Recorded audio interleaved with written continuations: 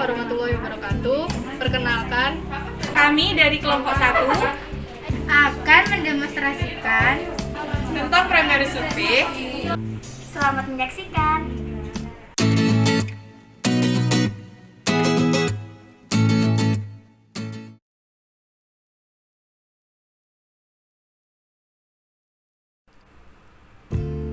Sebelum kita melakukan tindakan primary survey, kita harus menyiapkan alat dan bahan yang digunakan. Nah, ini merupakan alat dan bahan yang digunakan untuk tindakan airway.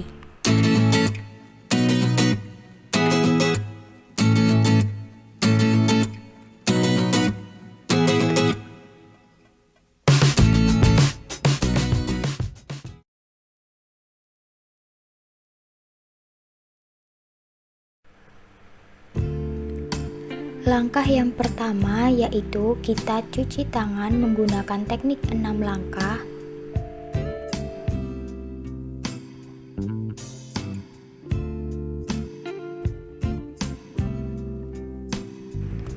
Kemudian kita menggunakan alat pelindung diri seperti apron,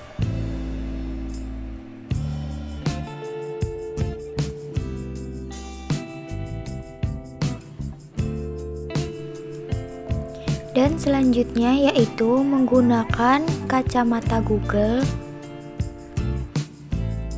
kemudian pelindung kepala,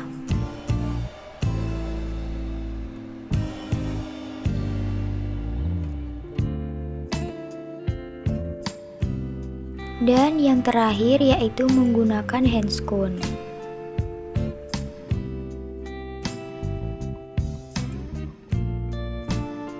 Selanjutnya yaitu memeriksa adanya obstruksi jalan nafas dengan look, listen, and feel. Lalu kaji adanya tanda-tanda trauma pada wajah, kepala, leher, ataupun dada. Tindakan selanjutnya yaitu listen dengan dengarkan suara nafas abnormal apakah terdapat gurgling, snoring, ataupun crowing. Kemudian feel dengan rasakan hembusan nafas pasien. Apabila dicurigai terjadi fraktur servikal, maka tidak boleh dilakukan head tilt chin lift dan kita gunakan teknik jaw thrust. Teknik jaw thrust yaitu dorong sudut rahang kiri dan kanan ke arah depan sehingga barisan gigi bawah berada di depan barisan gigi atas, atau gunakan ibu jari ke dalam mulut dan bersama-sama dengan jari lain tarik dagu ke depan. Selanjutnya yaitu pemasangan OPA atau oropharyngeal airway, di mana yang pertama tempelkan pipa oropharyngeal di wajah pasien, ukur dari tepi mulut sampai ke sudut mandibula, kemudian masukkan alat dengan ujung mengarah ke cefalat. Saat didorong masuk mendekati dinding belakang faring, alat diputar 180 derajat. Apabila dicurigai terdapat fraktur servikal, maka kita pasang cervical collar.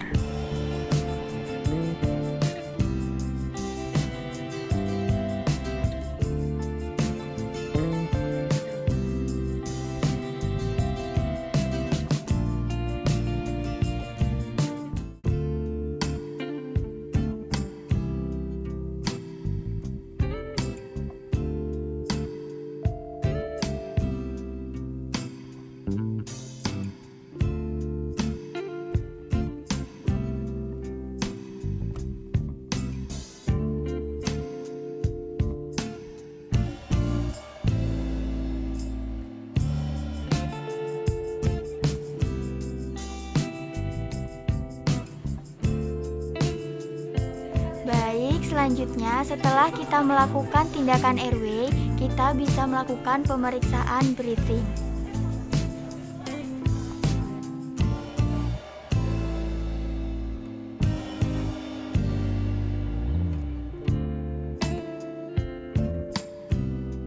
Setelah tindakan airway selesai, maka kita melanjutkan tindakan breathing, yaitu yang pertama, menghitung frekuensi nafas pasien.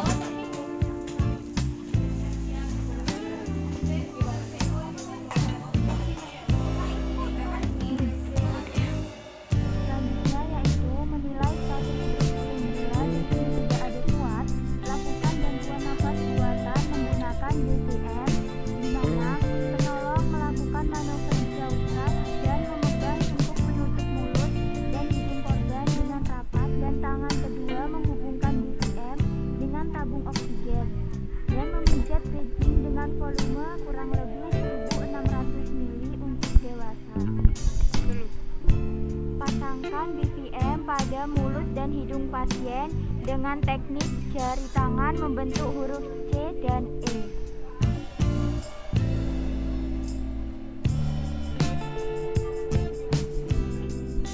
Tindakan selanjutnya yaitu mengecek kebutuhan oksigen pasien.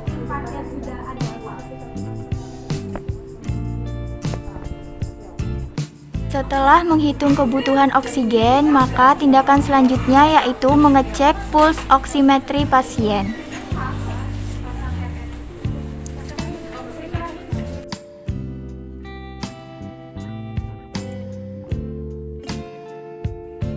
Setelah itu, memberikan oksigen pada pasien, apakah pasien menggunakan nasal kanul, masker, atau NRM. Selanjutnya yaitu memberikan simple mask pada pasien.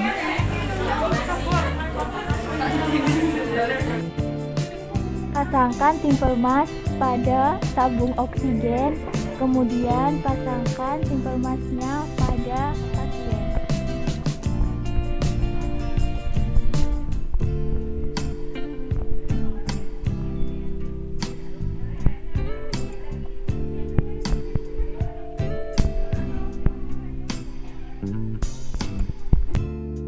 Baik, tindakan selanjutnya yaitu melakukan pemeriksaan fisik, inspeksi, auskultasi, dan juga perkusi. Apakah terjadi perubahan pergerakan dinding dada? Tindakan selanjutnya yaitu melakukan pemeriksaan fisik auskultasi, apakah terdapat bunyi napas vestikuler baik kanan maupun kiri, apakah terjadi perubahan suara napas abnormal, gurgling, snoring, atau growling.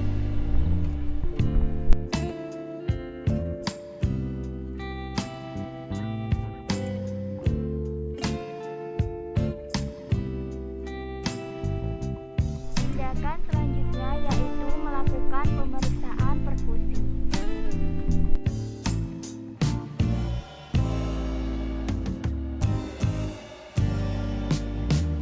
Apabila terdapat keadaan pasien tenslon pneumotoraks, hematotoraks, open pneumotoraks, failure chest, dan symphonic jantung, maka diperlukan tindakan yang pertama, dekompresi jarum, penyisipan tabung dada ke ruang interkostal kelima, tepat di anterior garis slip axillary, kemudian tutup defek dengan dressing oklusif steril. Baik, tindakan breathing sudah selesai, maka kita bisa melanjutkan ke tindakan sirkulasi.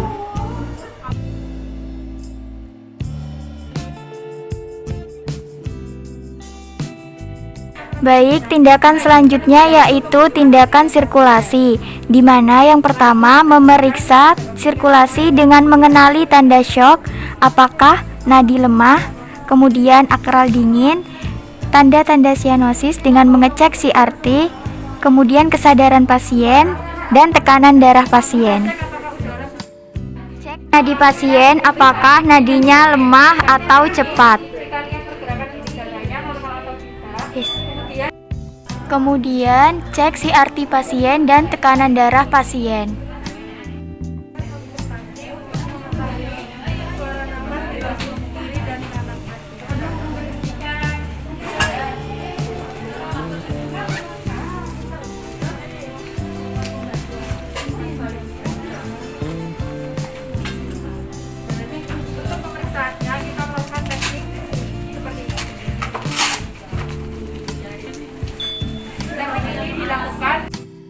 Untuk melihat penyebab dari ketidaksadaran pasien, kita bisa mengecek GDA dari pasien.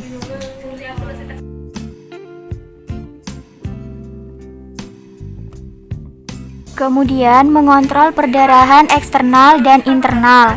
Apabila terlihat jelas ada darah, lakukan direct pressure atau verban tekan.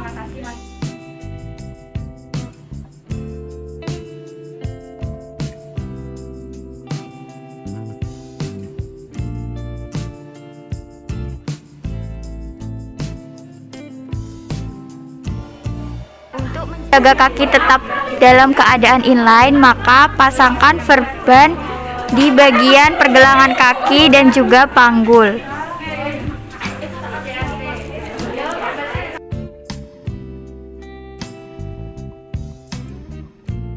Selanjutnya yaitu memperbaiki sirkulasi dengan memasang 2 IV line dengan kateter besar, kemudian memasang infus menggunakan cairan RL 1-2 liter.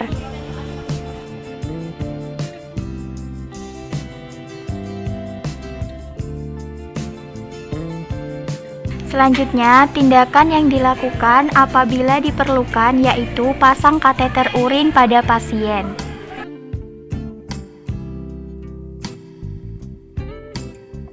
Baik, tindakan untuk sirkulasi sudah selesai, maka tindakan selanjutnya kita bisa melakukan tindakan disability.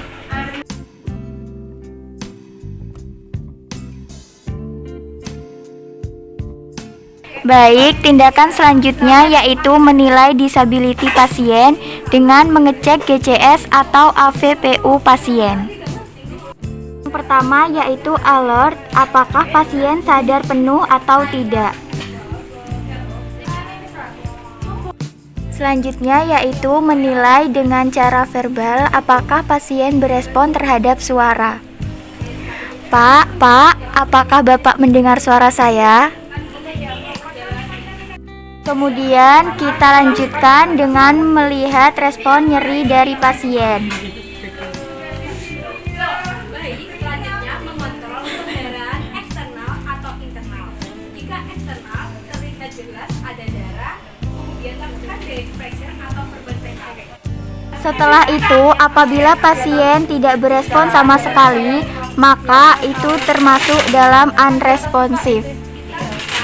Kemudian melihat tanda laserasi apabila pupil anisokor, bisa jadi pasien mengalami keracunan atau intrakranial.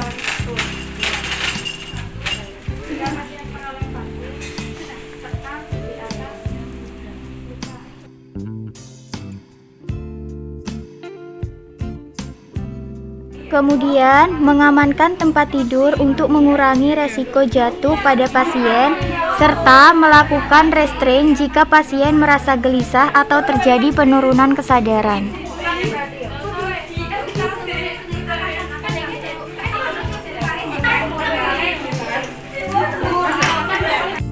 Baik, tindakan disability sudah teratasi, maka kita bisa melanjutkan pemeriksaan exposure.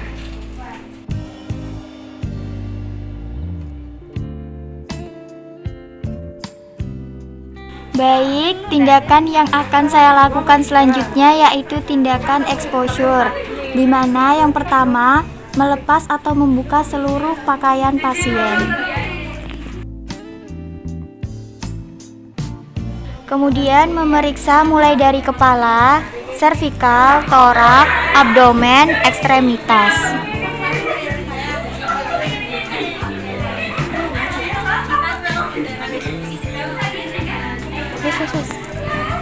Kemudian tindakan selanjutnya yaitu melakukan lock roll. Tindakan lock roll ini membutuhkan 4 tenaga kesehatan dalam melakukan tindakannya.